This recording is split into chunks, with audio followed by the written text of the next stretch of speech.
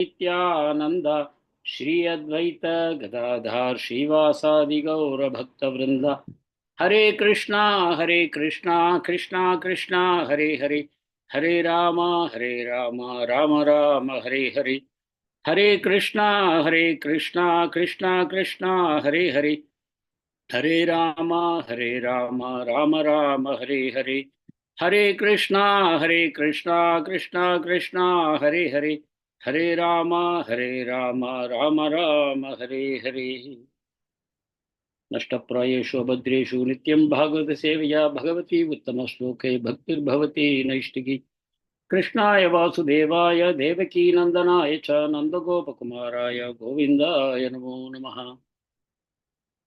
Hare Krishna. So I made a small PPT to basically list out the kind of questions that will arise in our heart. So just for you to see it, and we will start with shloka number 46. Kadapatyam varam manye sadapatya chucham padat nirvidhyeta grihan martyo yat klesha nivaha griha. Yes, devotees. Hare Krishna Prabhuji, you want us to read the shloka, translation and purport? Yes, please read the shloka and translation only. I think purport may take time. Yes. Okay, Prabhuji. Hare Krishna Prabhuji. Can I share the screen, Prabhuji, from Vedabase? Yeah, okay, yeah. Oh, okay, Prabhuji. Hare.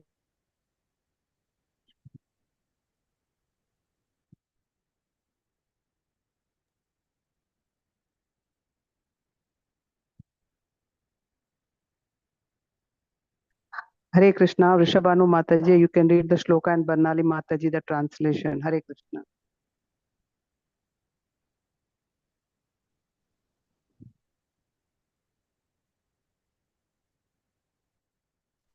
Hare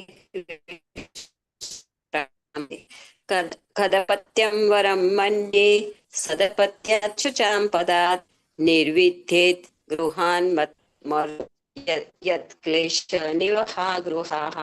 Hare Krishna. Hare Krishna, Prabhuji, Dandavat Pranams. Hare Krishna, translation by Srila Prabhupada. Then the king thought, a bad son is better than a good son, because a good son creates an attachment for home, whereas the bad son does not. A bad son creates a hellish home from which an intelligent man naturally becomes very easily detached. Dandavat Pranams, Prabhuji. Hare Krishna, Mataji's. Dandavat Pranams. So here we get a sample of how a devotee thinks. And for us, it's a lesson that as devotees, or at least as aspiring devotees, how we should practice thinking. So whether one is happy in life or unhappy in life, it all depends on how we think, how we allow our mind to perceive things happening around us, our own situation and things that are happening around us. There are ways in which to look at everything, whether with a darkened glass or with a bright glass. It's all left to us. So here we see King Anga. He has got a son who is very, very disappointing. The king was such a noble king, such a loving father to all his citizens. And now he's seeing his son going out into the forest with his bow and arrow and killing innocent deers and other animals for no reason at all. Kshatriyas are allowed to kill, but not in this fashion.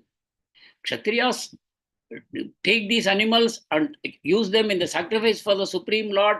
Such kind of killing is allowed, and they are allowed to kill wild, wicked animals for practice. Because when they go to war, they should not become afraid of killing and seeing blood. You know, some of us, we did not choose medicine because we don't want to cut even a frog. So for such people, it's not a suitable profession at all.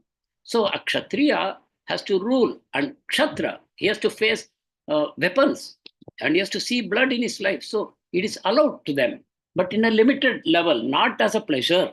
You don't go hunting for pleasure, but this fellow was going hunting for pleasure, taking pleasure in killing innocent animals. And not only that, he's playing with boys of his same age, and he kills them. Because his mother herself is the offspring of death. Her father is death. She is a child of death personified. So her son has inherited the same quality. Prabhupada says the son inherits the qualities of the mother. So he kills his friends. Just imagine playing with some friends and suddenly off with the head, something like that. So that is happening, and the king is, perplexed. What is going on? I have to hand over the empire to this boy. And what kind of a boy is he? And he punishes him also. Proportionately, for whatever wickedness he is demonstrating, he is punishing. But still, the boy is not beyond correction. The king is fully frustrated in life. And then he's thinking, first the negative thoughts come. Oh, what is the use? Fortunate are the people who have no children at all. How wonderful their life is. And I have got this worthless son. What do I do with this? Like that, like that. The negative thoughts are coming. Who, if he is considerate and intelligent, would desire such a worthless son? Such a son is nothing but a bond of illusion for the living entity, and he makes one's home miserable. Then, from all these negative thoughts, arises these beautiful, positive, pleasant thoughts which take him towards Krishna. So the moment you remember Krishna, all the negativity in your life begins to disappear. Just like the fog disappears when the sun just arises. The fog has no place, it just has to scatter, run away. So, in a similar way, this king is getting those Krishna conscious thoughts, and with that, all his misery is being dispelled. Can you see the screen, what I have displayed? Yes, Yes, Prabhuji. yes, Yes. Prabhuji, we can see. Thank you. So, I just jotted down some of these questions. Anga himself is from the glorious lineage of Dhruva Maharaj, and he has got all noble qualities himself, and is a devotee of the Supreme Lord, and he's an ethical king. And how was his son born? They performed a yajna, and from the yajna Purush came, and he gave payas, and the king smelled it, and very kindly, in a very broad-minded way, he handed out his wife Sunita to take that payas. And the best Brahmanas had mediated this yajna. So it was a very successful yajna. And this yajna Purush gave this payas, and the wife consumed. So what went wrong? Nothing went wrong. Everything was going perfectly. But what happened? A son is also born as a successor, because Anga never had any other children. So the only successor for the empire is now born. There is a need for so much happiness and joy, and it must have been there. But as the boy starts growing up, all kinds of wickedness comes out. So we find it beyond any logic, right? We are told, no, if you do proper samskaras, before the child is born, there is something called Pumsavana samskara. Then there is Garbhadana samskara first. Then even before that, Vivaha samskar. Then Pumsavana samskar. All these things are done. Jatakaran, Namakaran, Yajnopavita. So many samskaras. And when you do that, you will get the perfect child. But here, everything has been done properly. But what kind of a child? It's beyond all our logic. That how can such a son be so cruel and bring suffering and bad name to his father? Why does the Lord do it? But here the king himself is reasoning, He is himself reasoning. We don't have to search for the answers in too many places. He is giving the answer. The king thought, a bad son is better than a good son. Suddenly, he feels a bad son is actually good, better than a good son. Because a good son will create attachment for home. Good son is good. But then he creates attachment for home. That is bad, actually. Because attachment to home means so many things follow, In Mayapur during the Gaur Purnima time, there was a nice story. One speaker, I forget his name, he was a Prabhupada's disciple. He was telling how, for the sake of a kaupin, a brahmachari created a huge family. How he did that? He was a brahmachari. He had only 2 kaupins with him. The kaupin he would wash and keep it for drying. But one day it was eaten by a mouse. And what to do? He has only 1 spare. And so he did not know what to do. So when he went to beg in the houses, they told, look, the rat is the problem, no? So you keep a cat. The cat will take care of the rat. So he went and brought a cat for himself. Some householder gave him a cat. So he brought the cat, and the cat was there. But then the cat was constantly looking at his face, and he did not know what the cat is looking for. What does he want? Then he asked the householders, what is this? The cat is looking at me. They said, no, no, no. The cat has to be fed milk, na? So, but how do we get milk? We get a cow, no problem. You are such a nice brahmachari. We will donate a cow for you. So the cow came home, and he did not know how to milk the cow and maintain the cow and all that. Then one grihastha told, no problem at all. You are such a nice, eligible bachelor. I will happily give my daughter. And she knows how to maintain cows, look after them, and extract milk and all those things. Please get married to my daughter. So the girl came home, and the girl was looking at him. So then he realized, oh no, we need to have babies. So the babies came, and the babies and the wife, they wanted a comfortable life. And so he had to go for a job. And he started making money, and they had to have a house, and they had to have vehicles, and then they need to have a bank balance for the future. And so eventually he was a very good householder with a large family. And everything started from a simple cowpea. So the point is, attachment is a big problem. It is attachment which has brought us here, no? Krishna bahirmukha jiva bhogavancha kare. Nikatiya maya thare japatiyada. The moment the soul turns away from Krishna and starts thinking, I would like to enjoy a bit myself, I would like to enjoy, turns away from Krishna. Because Krishna is a source of all happiness. But when the soul wants to enjoy independently, bahirmukha turns away from Krishna, and then immediately Maya Devi captures and then gives a suitable body and says, come on, enjoy, enjoy, enjoy. And the more you try to enjoy, the more you get entangled. And that's what the king is hinting at, Yes. A bad son will not help you to become attached. A bad son creates a hellish home. And who wants to live in hell? From which an intelligent man naturally becomes very easily detached. And king is an intelligent man, so he becomes naturally detached. So Srila Prabhupada quotes Prahlad Maharaj, where he says, this householder's life is a blind well, Grihamedi life is a blind well. And he says, get out of this as soon as possible, go to the forest and take shelter of Supreme Person. So that is a Vedic civilization. Prabhupada says, Vanaprastha and sannyas. After 50 years, one has to get rid of home and go out. That means one has to get married early. But now the government is trying to push the marriage age as much as possible. So the marriage age for a girl is before she attains puberty, and the marriage age for a boy is 21 to 25 when he comes out of Gurukul. That is the time we have to get married. But this is the time when boys and girls are having their romances now, right? It starts so early in the pre-teens. Romance starts, and it starts from, Facebook. And then they meet each other, and then they become pregnant. All this is going on.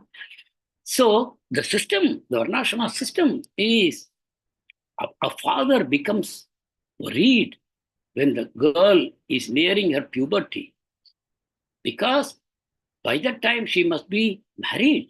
She must have a husband. Prabhupada says a woman needs to know who is going to be my protector. And even while she is under the protection of the father, she is looking for who will be my protector. Eventually, I have to leave my father, and she is looking. So if you give the assurance, here is your boy, and he is your husband, she remains with her father until she attains puberty, and then she moves on to her husband's family. Even by that time, their bondage is so tight, the husband-wife relationship is so tight. From the girl's point of view, her husband becomes everything for her. But the boy himself, he's not getting married at this age of 13, 14 and all. No, he is in the Gurukul, and he has to study everything. And by the time he returns from Gurukul, he's a master of the scriptures, master of sense control, master of self-control. He knows the goal of life. He's interested in reading the scriptures. And he knows that by the time I reach my 50 years of age, I have to go to the forest. I have to retire with my wife. Before that, I have to bring up my children. So if a boy has inclination for marriage, then when he comes back from Gurukul, he gets married. So even though the girl is attached to her husband, the husband is attached to Krishna. So it becomes so perfect. So Prabhupada is hinting this Vedic civilization is very necessary, that we have Vanaprastha and Sannyasa, so that even a householder will know that this is not forever. that I will live in my family and I will keep listening to the beautiful way in which the little children speak. My children will then grow up, then they will produce grandchildren, then I will play with my grandchildren. No, there is no such plan. The plan is go back home, back to Godhead. Like Bhaktisiddhanta Saraswati Thakur says, this material world is not the place for a gentleman to live. It's like a public toilet. You go to a public toilet to finish off your business and get out quickly. And while you are in the toilet, your hand is on your nose. How can I get out of this place? So that is the mood a householder should have. So he's telling, the king is so happy. Yeah, I think that is happening to me now. Oh, it's Krishna's will and Krishna's compassion on me. That he himself offered this payash, and through that payash, he gave me such a son so that I'll become detached from my family and from my empire and from all my property and from all kinds of material sense enjoyment. So the king is developing the detachment, and that shows a noble king that he is. Had I been in that place, what I would be doing? I'd be complaining all the time. Whatever is here, I will be telling, how could Krishna do this to me? So many people, they are so wicked. They get such nice children, like Hiranyakashipu got Prahlad as his son. Why should this happen to me? Complain. And the moment you start complaining against Krishna, that means there is no gratitude at all for all that he has done for you. And when gratitude is not there, then one's spiritual life is finished.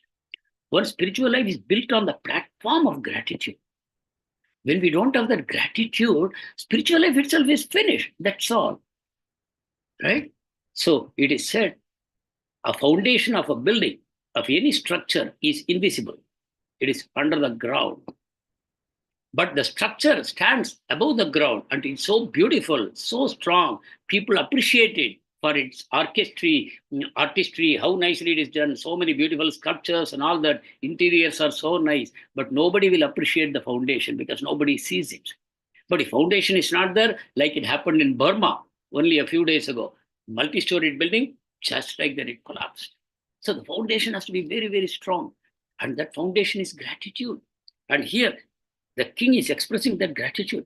That, oh, it is by Krishna's mercy that I got a bad son. That now I can leave home. So slowly, the impetus to leave home becomes strong in him. So let us go to the next shloka. Shloka number 47. Evam sa nirvinna mananrupa grihan nishita uttaya mahodayodayat alabdha nidro anupalakshito nribir hitva gato vena suvam prasuptam. I will read again. Evam sa nirvinna mananrupa grihan nishita uttaya mahodayodayat alabdha nidro anupalakshito nribir hitva gato vena suvam prasuptam. Hare Krishna. Hare Krishna. Archana Mataji, read the shloka, and Sridhar Prabhuji, you read the translation. Hare Krishna. Hare Krishna, pranams Prabhu. Evam sanirvinna manandrubo grihan nishita uttaya mahodayodayat alabdha nidro anupalakshito nrapir hitva dado vena suvam prasuptam. Hare Krishna. Hare Krishna. Dandavat Pranam Mataji. Translation by Prabhupada ki jai. Translation. Thinking like that, King Anga could not sleep at night. He became completely indifferent to household life. Once, therefore, in the dead of night, he got up from the bed and left Vena's mother, his wife, who was sleeping deeply. He gave up all attraction for the greatly opulent kingdom, and unseen by anyone, he very silently gave up his home and opulence and proceeded towards the forest. Hare Krishna. Dandavat Pranam. Hare Krishna. So you see, the mind of a pure devotee, it gets purified of all kinds of contamination. So King Anga is a pure devotee and his mind is already pure. There is no contamination.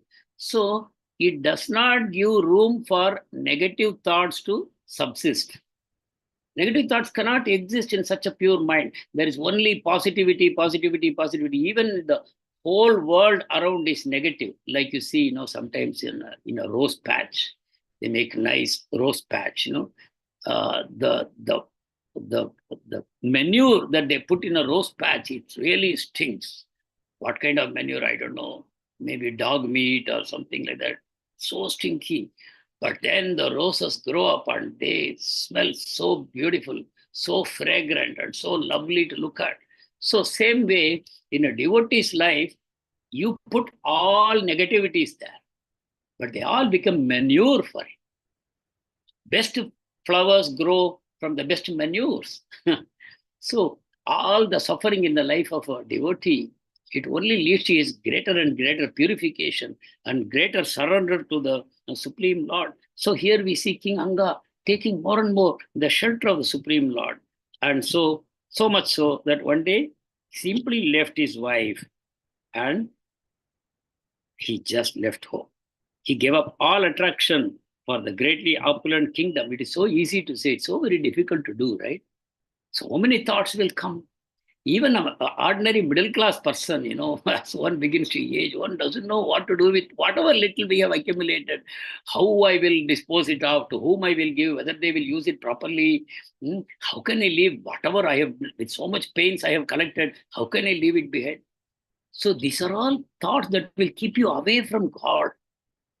As Prabhupada said in the previous purports, ultimately, one has to learn how to detach oneself from attachment to material life. Therefore, if a bad son, by his bad behavior, helps a householder to go away from home, it's a boon. So Krishna has given a boon to King Anga. So there is no question of, the last few questions I typed. Why do great devotees like Pandavas suffer so much? Do they? We have to look deeply to know really if they suffered. And why do some great sinners get disproportionate mercy? That means all their life they enjoyed. We think like that. Oh, they did so many grave sins, which we are not allowed to do, but they did and they enjoyed their life so much.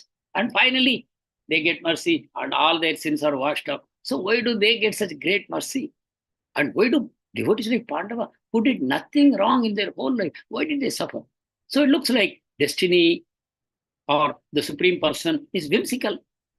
If we cannot logically explain why something happens or does not happen, then we begin to rationalize. No, there's no logic. That is how, unfortunately, most of the Western religions, people are actually atheists, including the preacher. They have become atheists, but they are unable to give up, because that is their life. The preacher has to preach and he maintains his whole family with that. So the preacher preaches without his heart, without the heart. They just preach. Lip deep service.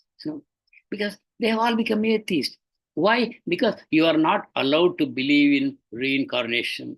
You are not allowed to believe in the eternal soul and a transient body, and the soul is migrating from body to body. It is collecting karmas, vasanas, desires, and which it is enjoying in the future lifetimes. And there is an ultimate goal that there is a supreme planet where the Supreme Lord is there. And the aim of this soul, which is transmigrating, is to eventually give up this business of transmigrating and go back. And so whatever suffering or enjoyment in this world we have is meaningless. It is just like bubbles in an ocean. The waves come by the action of the wind, and the waves clash against each other, and bubbles form. And these bubbles exist for a temporary while, and they become part of the ocean again. The bubbles have no particular significance.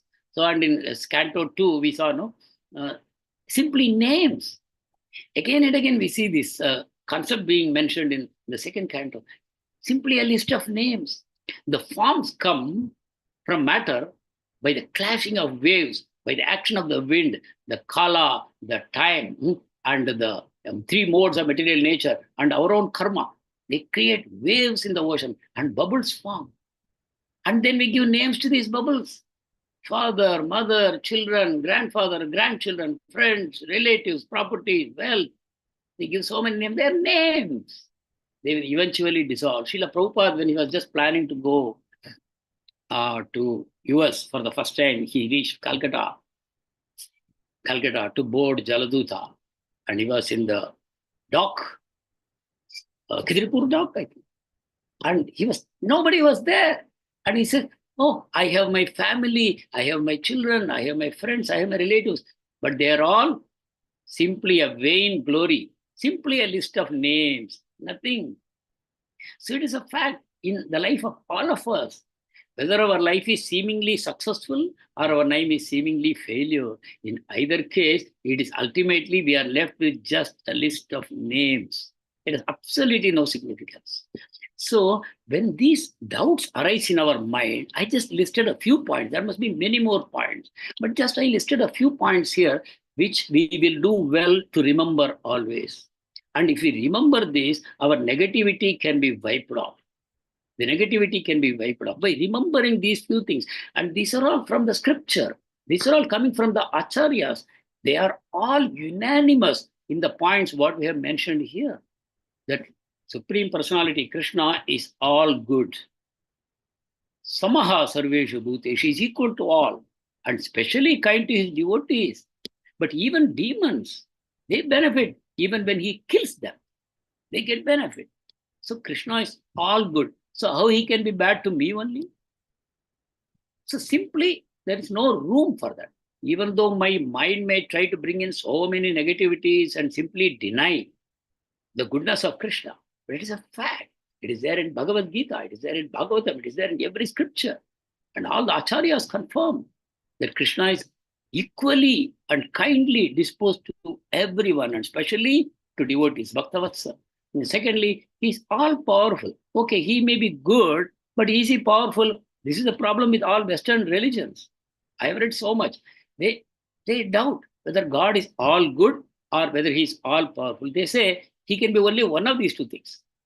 If he's all good, but when I look at this world, there is so much suffering, so he should not be good. But if I accept that he is all good, then he is maybe not all powerful. You know, Saturn is powerful, and God is fighting against Saturn to save us. God and Saturn are involved in an ongoing battle which will never end. And God is trying to save us, and Satan is trying to pull us into hell, and this is going on.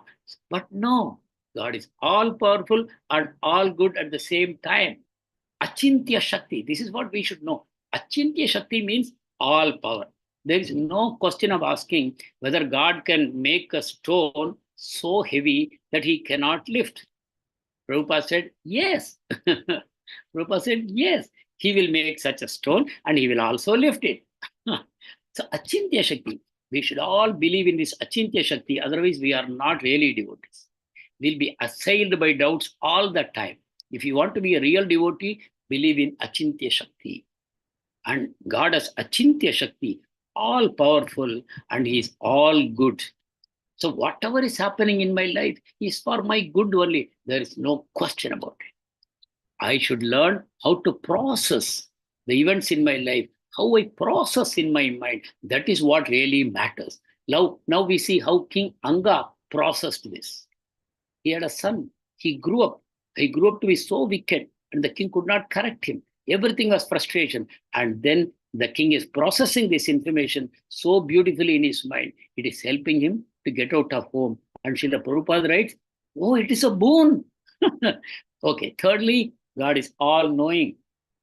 Sometimes we think God has no time to care for me. He's so busy with so many things. I am an ordinary big devotee. I am a neophyte devotee. I am a prakrita bhakta. Why God should care for me? He may not really know what's going on in my life. No. God knows past, present, future, everything, everywhere. So, all-knowing, all-powerful, all good. That is God. Then, He's a well-wishing friend of all. He's Suhridam Sarva Bhutanam. And his all actions produce auspiciousness for everyone. Only thing, we have forgotten that we are souls. We are identifying with the body. That is where the problem comes. That is where the clashing comes. What actually is auspicious in the life of King Anga, for example? Bad son was a boon. Only when he realizes that I must leave home, I must take shelter of the Lord, I should go back home, back to Godhead. And what a boon I have got. But on the contrary, if we rationalize that I am this body, I have this only home, and I am so much attached to my wife, children, and all my wealth and everything, and because of this bad boy, everything's being spoiled. Now, how we will enjoy? If we think like that, we will think, oh, this is inauspicious. But if we think from the soul point of view, everything is actually auspicious. And Krishna sees all of us as souls, as his eternal, joyful children, souls. He looks beyond the body. Our bodies are as lifeless as a cage and simply a burden. Yasyatma bhaktir gunapeti dadukhe. This body, which is made of three dhatus, kaba, pitta, vada, it is just a bag of bones and flesh. One should not be attached to that. That's not what I really am. I am a joyful spark of the divine, part and parcel, eternal servant. So this body, one day I have to cast off and I will resume my original form. So we should not be so much attached to our bodies and to the bodies of others who are attached to this body. And Krishna will not give a suffering that we cannot bear. And he will not administer a test that we cannot endure. So we should always have patience. Titikshashva Bharata. Right? Matra Sparshasya Kaunteya, Sidoshna, Sukha Dukkhada. Sukha and Dukkha will come alternatingly like summer and winter. But we have to learn to tolerate. Titikshashva. So we must endure, thinking Krishna will never give me a suffering that I cannot endure. So Utsahat, Nishchaya, Dhairya. Then Krishna knows the end game. We do not. We do not know the end game. Whatever is going on. Now, for example, Anga goes back to Godhead at the end of this lifetime. That is the end game. Anga is completely detached, goes back home. Now tell me, which is better? Anga is the ruler of this whole planet. He's a king. He's respected by everybody. He has got a lot of wealth. He has got a nice family and everything. Is this the best gift of God? Or going back home is the best gift of God? So we know that the end game, Krishna knows, we don't. So how to handle this? We have to have love and trust in God. And we should have patience. And that is a real asset, not for a Sudama, I said. A sadhaka, right? It is auto-corrected. Love and trust in God and patience are the real assets for a sadhaka, which we should always cultivate. So we will go to shloka number 48. Vijñāya nirvidya gatam patim praja purohita matya suhrid ganadayah vichikyur urvyam atishoka khatara yata nigudham purusham kuyoginah. I'll read again. Vijñāya nirvidya gatam patim praja purohita matya suhrid ganadayah vichikyururvyam atishoka katara yatha nigudham purusham kuyoginah. Hare Krishna. Hare Krishna. Sharmila Mataji, you read the shloka, and Kripamai Mataji the translation. Hare Krishna. Hare Krishna. Vijñāya nirvidya-gatam patim prajaha purohitamatya suhrid-ganadayah vichikyur urvyamatishoka-katara yata nigudam purusham kuyoginah. Thank you, Prabhuji. Hare Krishna. Am I audible, Mataji? Am I audible? Yes, Mataji. Thank you, Mataji. Hare Krishna. Translation by A.C. Bhaktivedanta Prabhupada ki jai. When it was understood that the king had indifferently left home, all the citizens, priests, ministers, friends, and the people in general were greatly aggrieved. They began to search for him all over the world, just as a less experienced mystic searches out the super soul within himself. Thank you, Mataji. Purport? No need, nothing. Thank you. Thank you, Prabhuji. So the king has disappeared and the whole population is searching for the king. One man, O Nityo Nityanam, Chetana Chetananam, Yeko Bahunam, Yo Vidadati Kaman. We speak that about the Supreme Personality of Godhead.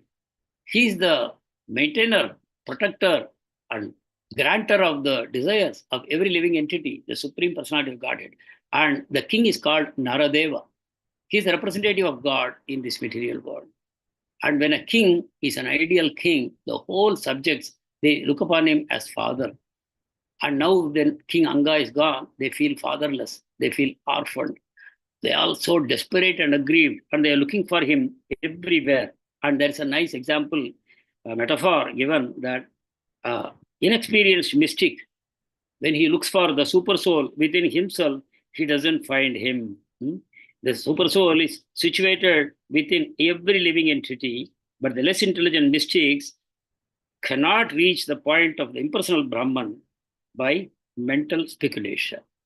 They are mentally speculating, inexperienced. So we all know whether it is karma or jnana or Ashtanga Yoga, to give fruit, even though it may not give the ideal fruit of Krishna Bhakti, but if at all they should give the fruit of, let us say, liberation or Paramatma or material sense gratification or Swarga, whatever, they have to do it with Bhakti. They have to do Bhakti to Supreme Personality of Godhead along with Karma, Jnana and Yoga. Then only they will produce the fruit. But a Kuyogi does not do this. He is trying to find God by mental speculation and he will never find. So just as a mental speculator who doesn't take the shelter of the Lord fails to find the Paramatma within, all these people trying to find the king, they could not find him. And they all became completely frustrated. So when there is no bhakti, karma, jnana, yoga, they also lead to frustration only eventually. Whereas bhakti, even if there is no karma, no jnana, and no yoga, it still produces the results. Bhakti is independent. Bhakti does not depend on karma, jnana, and yoga. But I have a question for the audience, devotees. Please answer this question. Is it not a good idea, but somebody doing only devotion, but somebody is an expert in Ashtanga Yoga, or he's a good jnani, he has read the scriptures and all very nicely, or somebody is able to do the Nitya Naimitika karmas and all that so beautifully well, and somebody is doing only bhakti, and somebody is doing these things along with bhakti, who will get better results? Man who's doing only bhakti, Prabhuji. Why is it like that? Why is it so? Prabhuji, along with this yoga, he has to do bhakti, Prabhuji. Bhakti is the main thing. Correct. My question is, we take two bhaktas. One bhakta is doing only Kevala Bhakti. Only he is doing bhakti. He doesn't know jnana karma, nothing he doesn't know. And he is doing only bhakti. Not very literate, He has not learned. He did not find a good master to teach him the scripture and all those things. And so he doesn't know karma, nitya, naimitika, nothing he knows. And Ashtanga Yoga, pranayama, doesn't know anything. He does only bhakti. But there is another person who has studied all these things. And he is also now a bhakta. He's practicing bhakti, but he's also doing all these things. Who will get better results? Who will get Krishna? Only bhakti, Prabhuji. Only bhakti. He will. Only bhakti. Only he is surrendering himself to Lord, and only he knows Lord. Other than nothing. That's why Lord is sick. Why? Because he is giving everything to God, and Lord takes care of him, just like the cat takes the kitten, like that. Yeah. Prabhuji, because Anyabhilashta Sunyam Jnana Karma Dhanavratam. Yes. Yeah, that's true. Yeah, that's a very scriptural, very, very powerful quote. Yes, absolutely right. But then, can we... Sarva Dharman Parityaja Mamegam Saranavecha. God himself is assured that surrender me in bhakti, I will take of you. So that is surrendering the bhakti and surrendering the God itself is the fruitful result. Agreed. Oh, these are all very powerful quotes. Yes, absolutely. Scripturally, whatever you say is correct. But I want to answer this question emotionally. Hare Krishna Prabhuji, maybe this first devotee, there is nothing doing other than that bhakti. Yes. Second devotee he has to plan for all those things. He has to devote time to all these things. Then he will come for bhakti. So yes, that's why the first devotee definitely he will attain liberation very easily, as per my knowledge was. Hare Krishna Prabhuji. Hare Krishna Prabhuji. Same pranal payu yuga sabya kalavasmin yuge janaga. Manda sumandamatiya manda bhagya yupatrataga. We don't have time. Secondly, Prabhupada said that all other three yogas are like going through the staircase. Bhakti is the one elevator by which we can straight away go. Hare Krishna Prabhuji. Thank you. Yes. See, Jivera Swarupa, we should never forget, there is something called Dharma. We all don't have the correct understanding of what is Dharma until we came to know from Srila Prabhupada what is Dharma. Dharma of salt is to be salty. Dharma of water is to flow. Dharma of sugar is to be sweet. Dharma of fire is to give heat and light. Like that. Dharma of the soul is to serve Krishna. And there is a relationship, mutual relationship. that Krishna loves the soul as his child, and the child loves Krishna as the master, and there is an eternal relationship. Only when you are back into that relationship that you become completely fulfilled. Krishna is simultaneously Atma Rama and Apta Kama. As far as we are concerned, until we connect to Krishna, we don't enjoy that. Our legacy, what the father and whatever the father leaves behind belongs to the child. But if the child runs away from the father, it's not available, no. But when the child returns to the father, it gets it. So basically, Krishna becomes very happy when the soul surrenders to him completely, saying, Asrishyava padaratam pinashtumam adarshanan marmahatam karotuva yata datava vitadhatu lampado matpradanastastu sayevanapara. Whether you crush me under your feet, or you tightly embrace me, or you don't appear in front of me for a long, long time, in any of these cases, you are my prananath. You are my master forever. So the devotee doesn't try to short circuit things by saying, oh, I will do a little karma, I will do karma, I will force Krishna to come and take me. No. Whereas in a pure bhakti, bhakti itself is the Swarupa Shakti of the Lord. It is the original form of the Lord. That if you depend on bhakti completely, and you realize that all these karma, jnana, and yoga, they are material. But bhakti only is transcendental. It can produce directly transcendental results. Whereas karma, which sends you to Swargaloka, or jnana, which eventually you have to do jnana sannyas also. You have to do only bhakti, then you will get liberation. Jnana by itself cannot give liberation. Jnana accompanied by bhakti, at some point of time, you give up jnana, that's called jnana sannyasa stage, but you continue to do bhakti, and then you get liberation.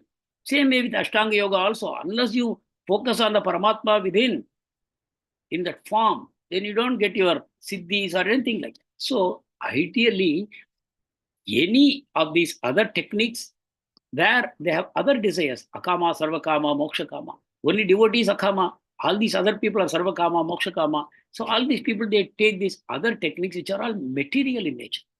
That is why they are given up at some point of time. Karma yoga is given up when you go to Swarga. Jnana yoga is given up when you get liberation. Ashtanga yoga is given up once you realize the Paramatma. You are in Samadhi, then the Ashtanga is given up. You are in Samadhi state. Whereas Bhakti alone is not given up. Rather, it increases. From sadhana stage to bhava stage to prema stage and further, it goes on increasing. That shows that is the Swarupa Shakti. Swarupa Shakti doesn't undergo any change. It is eternal. So we understand that beyond karma, jnana, and everything, the pure bhakti stands head and shoulders over everything else. And the devotee who does pure bhakti attracts the attention of Krishna because he surrenders himself completely to Krishna. That means the moment you take to bhakti, you are liberated already. You are not trying for liberation. Liberation is automatic to the devotee. So, if we understand how fortunate we are to have come to this movement, to have connected to Srila Prabhupada and to the devotees of Srila Prabhupada and being part of this movement, we are extremely fortunate because you have got the highest. So we should not get carried away when people say, no, karma is very good. Because, see, when people do karma, it is so attractive to us. Because we are all, we are born in this Bharat, which is called Karma Bhumi, or they say Jnana Bhumi. In this land, there's so much karma and jnana has been done. And when we see a person who is strictly in Sattva Gun, because whether you are in karma or jnana, it takes you to Sattva Gun. And they have become very attractive. And they chant the Vedic mantras so beautifully. And they are very strict in that. They are very austere in their life. They are so very clean. Their language is so nice. We become attracted to them. But ultimately, it's all material only. Only bhakti is transcendental. So that way, bhakti gives the highest result when performed without mixing of karma, jnana, and yoga. Okay. So this is what. And then we go to the last shloka, end of this chapter, shloka number 49. Alakshanta padavim prajapate tato dhyama pratyupashrityate purim rishin samatan sametan abhivandya shashravo nyavedayan paurava bhartr viplavam. Once again. Alakshanta padavim prajapater tato dhyama pratyupashrityate purim rishin sametan abhivandya shashravo Nyavedayan Paurava Bhartru Viplavam. Hare Krishna. Hare Krishna. Krishnamurti Prabhu, you read the shloka and now Kishori Mataji, the translation. Hare Krishna. Hare Krishna Prabhuji, Hare Krishna Mataji, Pranam Prabhuji. Alakshayantah padavim prajapater atodjama prasurite purim rushin sametan abhivandya sahasravo nyavedayan paurava bhartru viplavam. Hare Krishna Prabhuji. Hare Krishna. Hare Krishna Prabhuji, Hare Krishna Mataji, Pranam. Translation by Srila Prabhupada ki jai. When the citizens could not find any trace of king after searching for him everywhere, they were very disappointed and they returned to the city where all the great sages of the country assembled because of the king's absence. With tears in their eyes, the citizens offered respectful obeisances and informed the sages in full detail that they were unable to find the king anywhere. Hare Krishna Prabhuji. Thank you. Hare Krishna. Thank you, Mataji.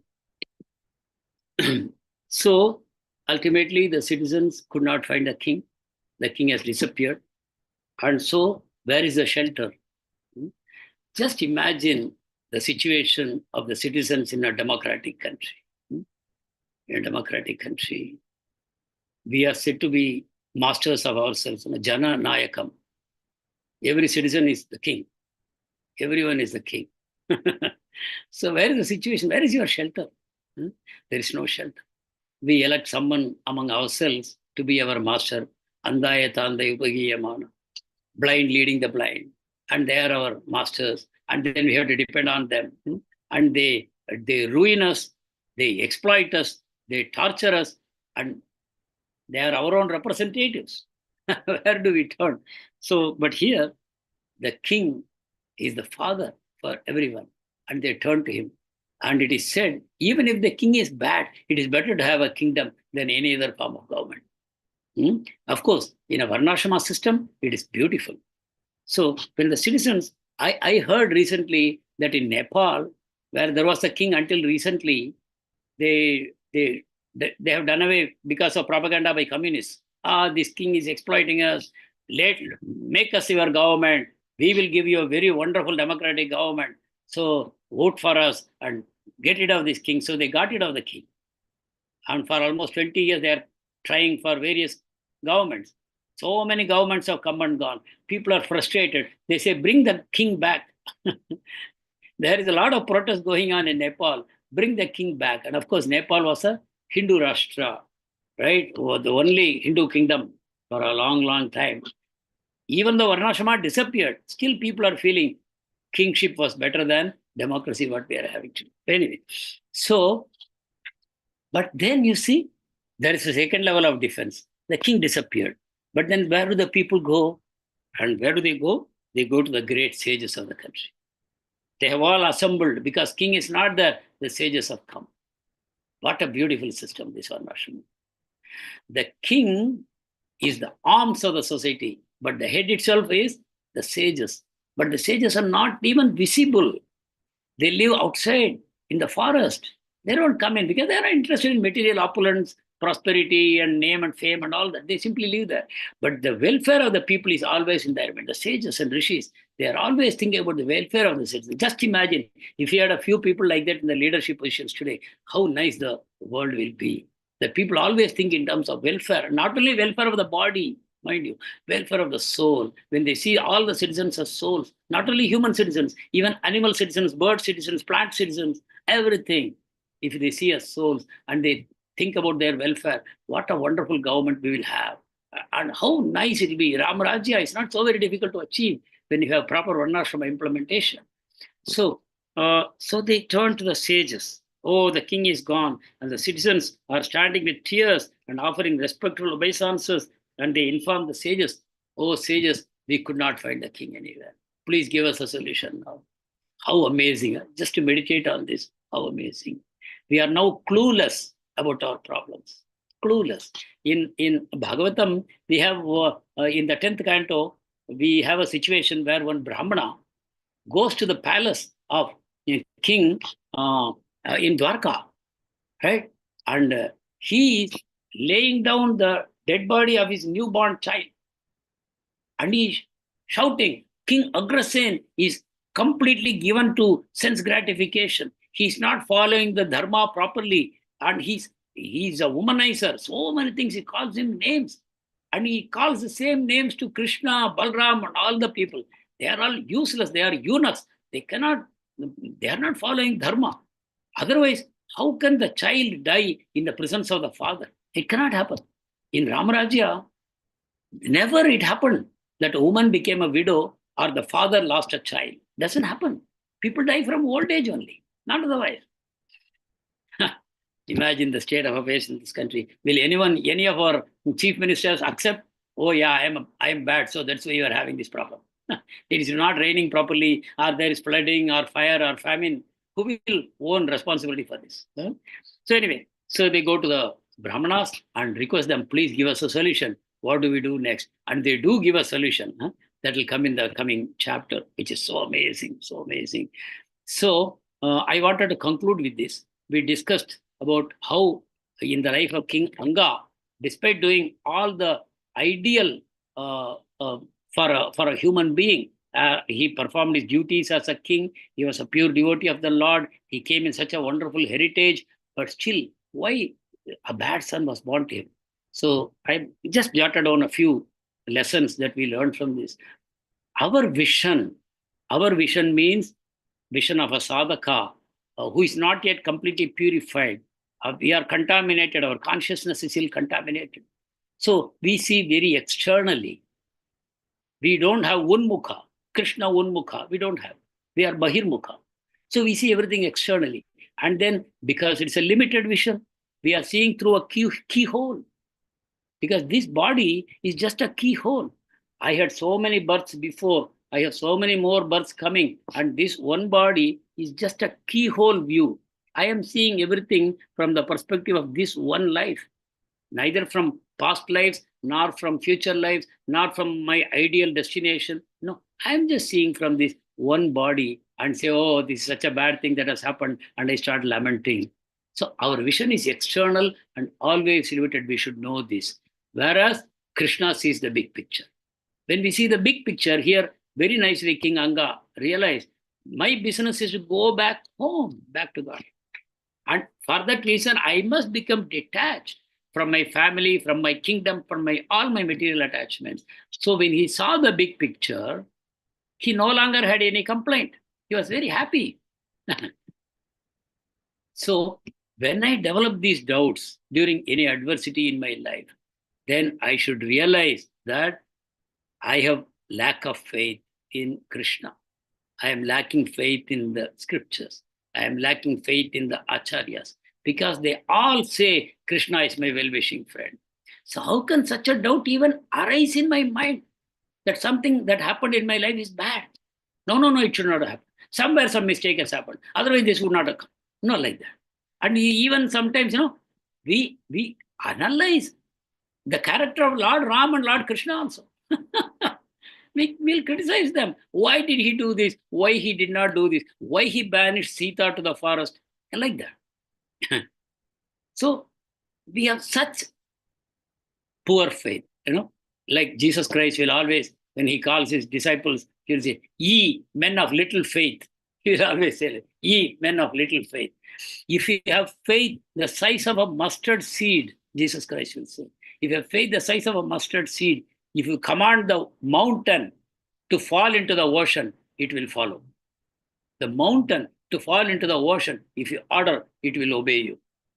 That is the power of faith the size of a mustard seed. So whenever we have some doubts in our mind, in our own personal lives, and something happens the way we did not desire, and we are not able to understand with our logical, puny brain, which can never see the big picture. The logical brain is material. It cannot see a spiritual perspective.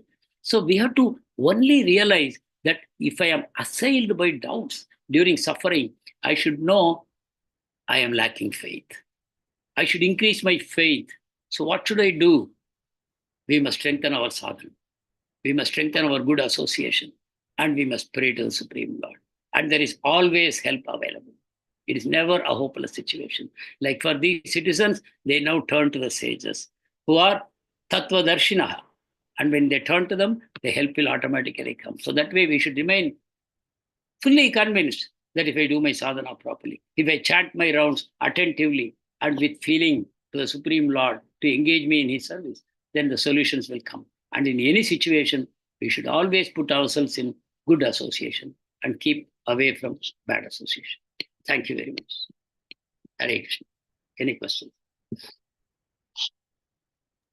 Hare Krishna. Thank you so much, Prabhu. What a wonderful session was it.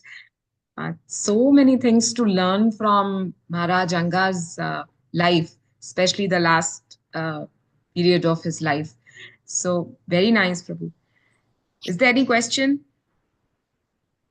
Though the session was very clear and we understood, hope we will understand this in a way where we can also practically apply it in our life. Because today's session, I found it very practical. How we can become a pure devotee? If we will just go through this session, it itself makes us pure devotee. But any question? Any realization?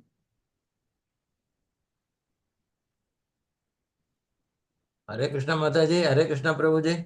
Hare Krishna Prabhu, yes. Prabhuji. Yes, Prabhu. Realization is there, Prabhuji. So instead of asking questions, what your kind self has told, it is to be implemented in our personal life. We have to analyze ourselves and then we have to examine ourselves. Then definitely we will survive. This is my realization, Prabhuji. Hare Krishna. Hare Krishna. Very true, Prabhu. To speak is very, very easy. To practice is always tough. I do agree, Prabhuji. Ultimately, the real test for a devotee is not how nicely he's speaking or how nicely he's taking notes or how nicely he's singing and dancing in the temple. The ultimate test is only known to Krishna. How much the heart is surrendered to Krishna, only the Lord knows. So that is all that will go. The empowerment of every human body, Krishna does. Somebody, he gives him the power of speech. Someone gives him the power of analysis. Someone gives him the power of administration. To someone, he gives the opulence of beauty. So many different things. But none of them is permanent. None of them will carry. What will ultimately carry is the amount of devotion that we have built up in our heart. So that way, each and every one of us can do this introspection always, that the only goal in my life is purification of my consciousness, that I should become more and more Krishna consciousness. The more Krishna conscious I am, the more I am purified from all my contamination. Hare Krishna. Yes, Sumangala Mataji. Mataji. Hare Krishna. Mataji, you are on mute. Hare Krishna. Thank you, Mataji.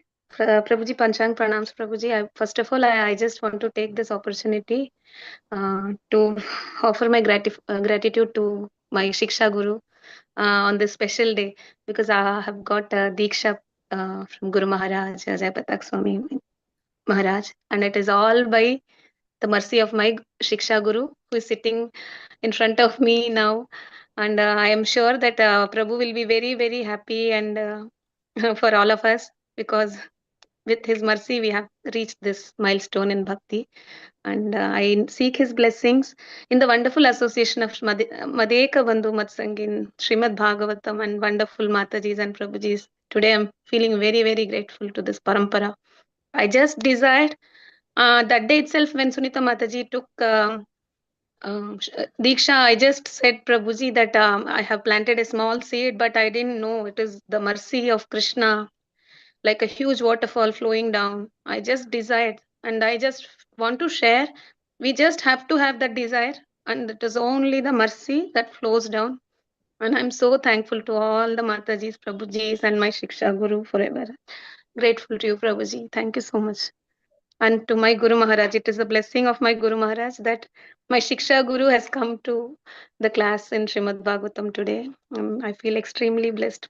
It's all by the mercy of Vaishnavas. Thank you, Srila Prabhupada. Jai Gurudev. Thank you so much, Prabhuji. Pranams. If there's no other question, can we end the class? But before that, please don't go. Maybe Prabhu can leave. I have an announcement. So yes, Prabhu, thank you so much, Prabhu. वैष्णवेभ्यो नमो नमः अनंत कोटि वैष्णव की जय श्रील प्रभुपाद जय ग्रंथराज Shri Thank you, Prabhuji. Thank you Prabhu ji, thank you Prabhu ji, Hare Krishna Hare Krishna, Prabhu. Pranam. Hari Bol, Hare Krishna to everyone. So there are two announcements. First announcement is that from tomorrow, we are starting Ramayana session. So it's just for 2 days, Thursday and Friday. So tomorrow and day after tomorrow, there will be Ramayana session because, you know, Ram Navami is coming and we have to again develop mood to serve Lord Ram on this special day with full of, devotion and with full feelings. So another announcement is that I wanted to announce that today, I don't know whether Padma Shri Mataji has joined or not, but Sumangala Mataji has joined. And then Chandana Mataji is Chandrika Sudevi Devidasi. So Suma Mataji, Chandana Mataji, and Padma Shri Mataji. These three Matajis from our group has been initiated on day before yesterday. Yes, Mataji? Is it right? Hare Krishna, yes, Mataji, 31st. Yeah. So from His Holiness Jayapadaka Swami Maharaj. So Suma Mataji's name is Sumangala Harisevni Devidasi. Chandrika Mataji's name is Chandrika Sudevi Devidasi. And Padma Shri Mataji's name is Mataji? Mataji, I Okay, don't remember. once she will be there, we will again announce. I will try that we will not forget. So many congratulations to both of you, Matajis, and we are so happy because Thank you so much. seeing this in this, I think 2.5 years. I'll first